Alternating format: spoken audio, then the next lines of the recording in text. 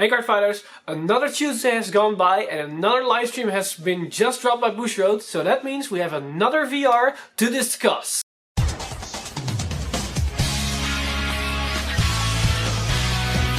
Stand up! Vanguard! Hey Cardfighters, if you have been watching the livestream, then you probably already know about the new VR that has just been revealed. That is, of course, Himiko. And we already anticipated this because next week is going to be the official release of the set. And later this week, on Saturday, they are already going to reveal the VR skill at the tournament. So the only thing they could release and reveal was basically Himiko, the VR for Genesis. So this is a little bit unexpected how the card works, but the cost of the skill was to be expected in a way that all the cards were revealed and the skills that went by. And they also revealed two other support cards for this card in particular, because they don't really work that well with the whole Artemis ride chain. But let's get right into details of how this card works and what this might entail for standard and maybe even premium for that matter. Alright, so we were introduced to three new cards, two grade 1s and the VR of course. And the first grade 1 that I want to talk about is of course Battle Maiden Hime. And her skill is Auto Rearguard Circle, when placed from hand, reduce the next time you Soul Blast by 3 until the end of turn. This is basically the same kind of skill that we already saw with Double Rare Grade 2 that was revealed as one of the first cards of this set. That could counterblast act once per turn, I believe. Counterblast 1, you then reduce the cost of Soul Blasting by 2 for the next skill, and you can give 3k away to a unit. And so we already anticipated we're going to see a lot of Soul Blasting, but after that card was revealed, then suddenly the Artemis ride chain was revealed. So then we were thinking, alright, so maybe the VR is going to Soul Blast, and now we have another card that reduces it by 3 at grade 1. So when that card was revealed, and everyone in the stream knows what the skill was, we already were expecting to see a big Soul Blasting skill from Himiko. And that is most definitely the case, because right after this card was revealed, we saw the VR. But during the showcase of that card, they also revealed a new grade 1 that worked a little bit about putting cards in Soul, but there wasn't really a good review on the card itself, because they really tossed it between the showcase of Himiko. But later this day, we saw a screenshot of, I believe, a magazine, so I'll put the picture here, and that is Witch of Cats Kumin, and her skill is Auto Rearguard Circle, when placed, cost, counterblast 1, rest this unit, return one of your stand rearguards to your hand, put a card from a drop zone into your soul. So what this card does is basically we can put a specific card from our drop zone into our soul. And that's not really that new to Genesis. And it's always really fine and really good to have, because we don't soul charge from our deck. And we have a specific card into our soul that maybe have a specific condition. The Genesis player from Premium would really like this kind of skill, because we have Soul Blasting card that can give certain effects away. So that's really nice. The other good thing about this card is that you can bounce back a rearguard. So maybe if we have a good unplace effect, like the grid 1 for example, then we can reduce the cost of certain skills. So maybe what we can do is place the grid 1, then use this card skill, bounce back to grid 1, and we can place it again. And then we reduce the cost of this next Soul Blasting skill by 6, by only using one card.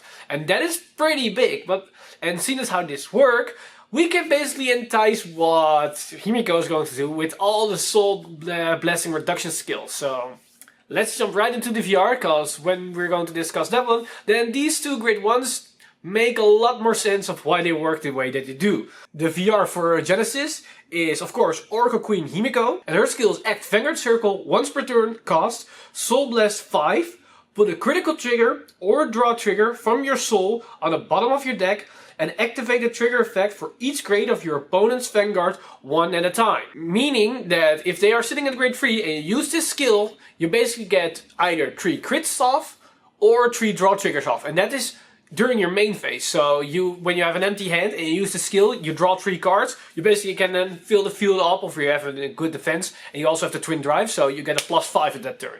And you also get the 10k power, so you can give 3 times 10k away if your opponent's sitting at grade 3. If your opponent's still at grade 2, then you can basically go for broke, and you have a crit in your soul, you can then swing at them with Vanguard that has 3 crit and plus 20k. So a 33, maybe 43 if you put a force marker beneath her, and even a booster And not a lot of grade 2 players, if they don't have a PG in hand, that's probably game ending right there. So she has a lot of potential, but the problem is, the skill itself is you need to Soul Blast 5 cards, and you need to have a crit or a draw trigger in your soul to put it bottom deck. Otherwise the skill does nothing if you haven't have the trigger effect. We can see a little bit of an issue right here with her, because when you normal ride, you have your grade 0, 1, 2 in your soul. So that's a soul of 3. So you're missing 2 cards and the critical, you're missing 3 cards. But that 3 cards issue can be resolved by the grade 1 when we place 1, because we reduce the soul blast count by 3. Then suddenly we miss nothing. The only issue we then have is that we need to have a draw trigger or a crit trigger in our soul. And that is where our Witch of Cats comes in place, because with her skill we can put that trigger from the drop zone right into the soul. We also saw that in the demo from Bushiroad themselves, that they put a crit trigger into the soul and then immediately use it for that skill to give away 3 crits to the field. So that's the way that these 2 grade 1s synergize well with Himiko.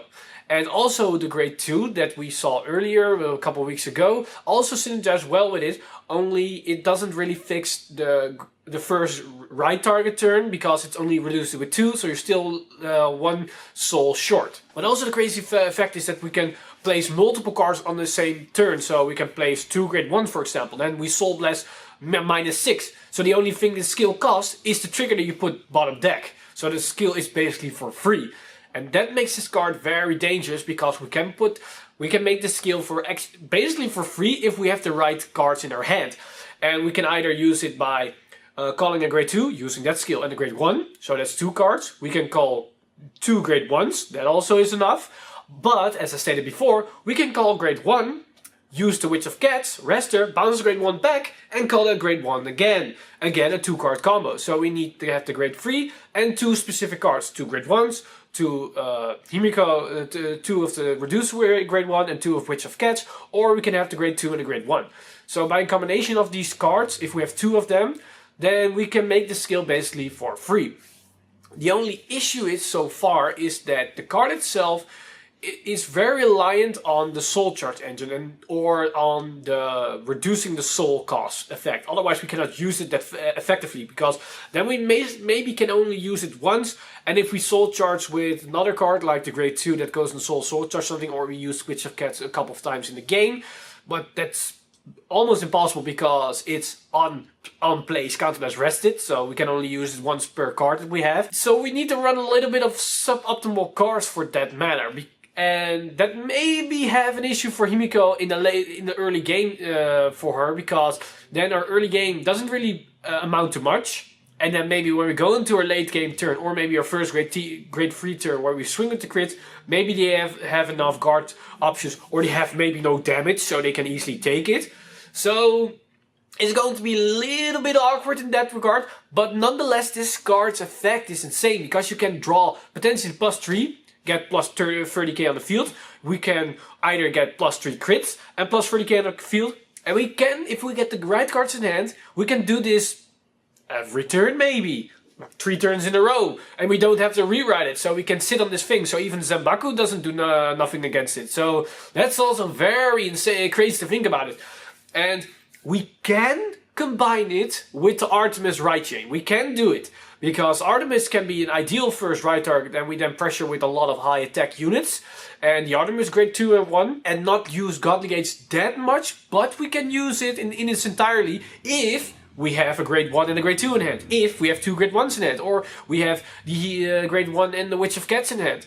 As stated, we can then make the skill for free, and then it doesn't matter how much soul gauge we use for our Artemis cards. So it can work. You're basically, if you're going to mix the two, you're already forced in running your grade 2 and grade 1 lineup, because you need to run need to run the grade 1 Artemis. You need to run the Witch of Cats grade 1, and you need to run the soul charge reducer. So that's already 3 grade 1s that you need to run. For the grade 2s, you probably are going to run the grade 2 Artemis, then you're going to run the grade 2, maybe the reducer, and the one that can go into the soul after attacks, and then soul charge 1, because you need to build up more soul. So there's already 3 grade 2s that you already are forced to run in that manner, depending on the other grade 2s and ones that are going to reveal. But not a lot, I believe only 1 triple rare is left, and that's about it. So depending on how good the commons are going to be. And then for the grade 3s, then you have Himiko and Artemis. So as it looks now, you're it looks that the deck is already built and this is going what you need to run. And the deck itself is a little bit lackluster in the early game if you're not going to go for Artemis.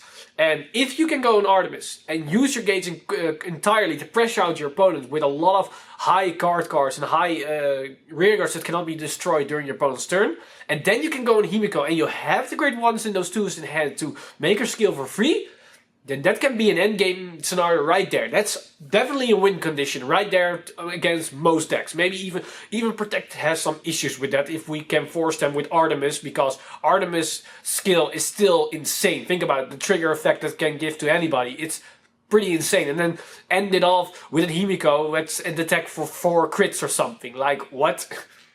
So that's definitely going to be very dangerous, but it's going to take a lot of the players to manage the soul, because we don't have a lot of soul charge options, so it definitely comes down to the player how well they can manage their soul. And that's pretty cool to see that, because when Artemis was revealed, I was really a bit scary that the deck is going to be very one-dimensional and very easy to play, and it's basically an OTK on its own. But now how Himiko works and how the other cards are functioning, it really is dependent on what you're going to soldiers, how you can manage it, because you still need to have the 5 souls, or you need to have the cost reducers in hand, so you need to know when to play them. Most cards are pretty vanilla in Genesis, so they are very reliant on their Vanguard skill, so on Artemis itself, or on Himiko, otherwise the deck doesn't really do that much. Or you need to have a very good soul management as a player to really know when you need to use a godly equip gauge, when you need to use some soul blasting or soul reducers, and when to not do some skills. So that's very great to see that, and very nice to see the skill level on the clan itself. There's also a little thing I think a lot of people are going to try out, or maybe you're going to experience it for itself. The issue with Himiko itself is that you need to have a trigger in your soul, otherwise the effect does nothing.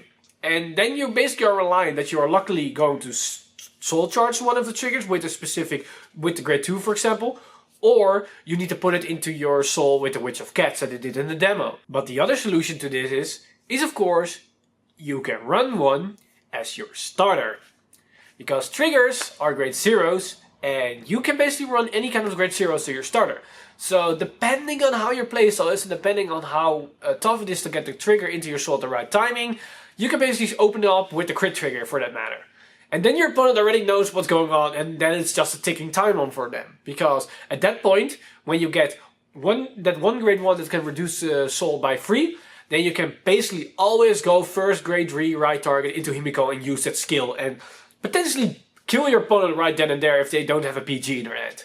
So there's going to be a lot of cheese. There's also going to be a lot of insane things, but not as much as we can see in Premium. Because I usually don't talk about Premium that much, but this card speaks more about Premium than it does in Standard. And we don't see that much in the card reveals for the reboot, because it's more Standard focused. But this card is insane in Premium, because you can use soul charge a lot in Premium. You have so many soul charge cards, so this skill effect won't be any kind of issue.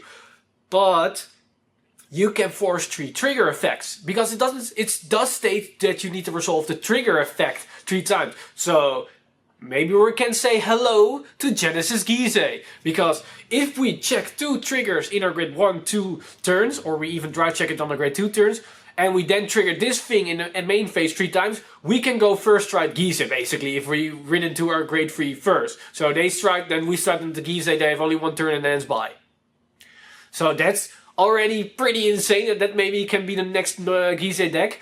But also think about the Wiseman loop that can potentially kill you off very effectively. Because usually with my Wiseman you need to go in late game, they're sitting on 5 damage, you swing a lot with 50 or 60k Wiseman that they cannot guard continuously and then they die.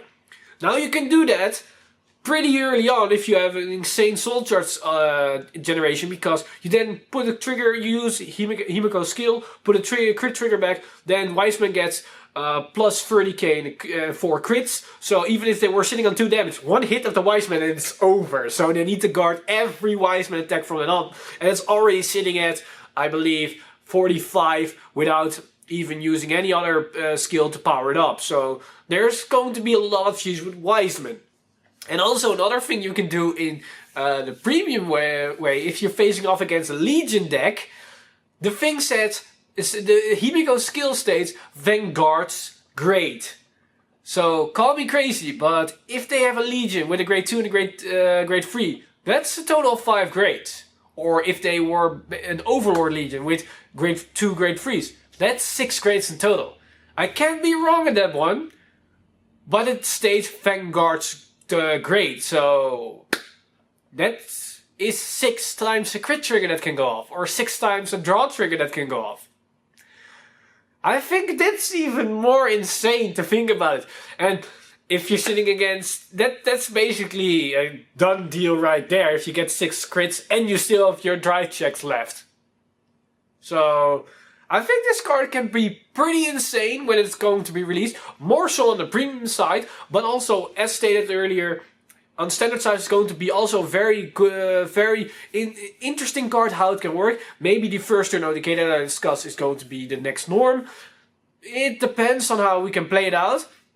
But we're definitely going to see the higher skill roof playability of Genesis when we see players mixing the Artemis engine and with the Himiko, and we still have some cards left. I think the most impactful one is going to be the last triple R that they need to reveal, and the commons. Maybe we get some soldiers. The more soldiers we're going to get, the more insane the deck is going to be. But as stated before, the grade 2 and grade 1 lineup is pretty set. Depending on what we're still going to get, that can be shifted a little bit, but I'm very curious on what we're going to get more. And of course, when the whole set is going to be released, when we got every kind of card that's going to be in the set, I'm going to do a set review on all the clans and especially Genesis. And that's probably going to be in about 2 weeks because the set is going to be released next week. Maybe I can do it already next week, depending on how my schedule is going to be. So stay tuned for that.